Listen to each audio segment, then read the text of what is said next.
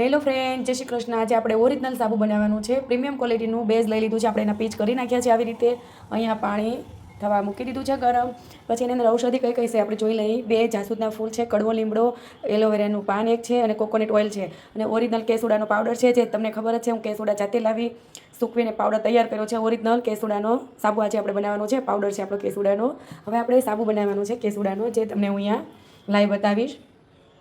પહેલાં આપણે આ ઔષધિને ક્રશ કરવાની છે. હું કરી નાખું પહેલાં. જો આવી રીતે આપણે કટિંગ કરીને અહીંયા ક્રશ કરવાનું છે. અને આપણું બેટર તૈયાર થઈ ગયું છે. ક્રશ કરીને હવે આપણે એની અંદર કેસુડાનો પાવડર એડ કરવાનો છે. પછી આને પાછું મિક્સર કરશું. આપણું બેટર છે તૈયાર. હવે આપણે અહીંયા ગરમ કરવા મૂકવાના છે બેઝને. પીસ ઓગળવા માંડ્યા છે. જો આવી રીતે હમણાં બધું પીગળી જશે. પછી આપણે જે બેઝ તૈયાર કર્યું છે એ એડ કરવાનું છે. જો પીગળી ગયું છે આવી રીતે આપણે એડ કરવાનું છે. કેસુડાનો કલર આવવા મળ્યો છે જાતે.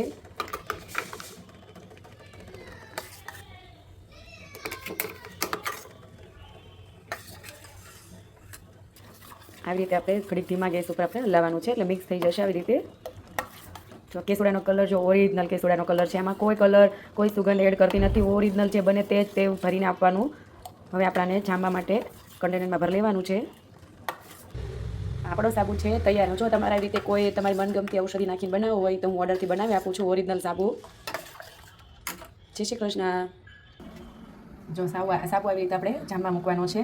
આપણા સાબુ છે તૈયાર. જોઈ શકો છો તમે, આવી રીતે આપણે સાબુ બનાવ્યો છે, ઓરિજિનલ સાબુ. સાબુ મૂક્યા હતા.